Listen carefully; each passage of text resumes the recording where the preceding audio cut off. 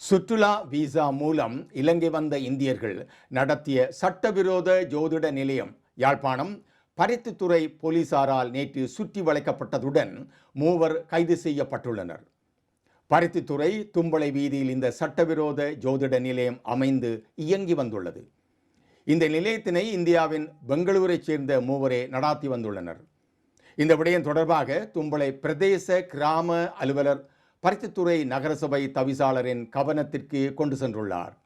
இதனை அடுத்து நேற்று பருத்தித்துறை நகர பிதா நேரில் சென்று அவதானித்து மேற்படி இந்தியர்களை வெளியேறுமாறு அறிவுறுத்தியுள்ளார். ஆனாலும் தொடர்ந்தும் ஜோதிட நிலையம் இயங்கி வந்ததை அடுத்து நகரபிதா வின்சென்ட் டக்ளஸ் போல் பருத்தித்துறை போலீசாருக்கு தகவல் வழங்கியதை அடுத்து சம்பவ இடத்திற்கு விரைந்த போலீசார் இந்திய பிரஜைகளை கடவுச்சீட்டை பரிசோதனை செய்த போது அவர்கள் 3 சுற்றுலா விசாவில் நாட்டிற்குள் வந்துள்ளமை தெரிய வந்தது.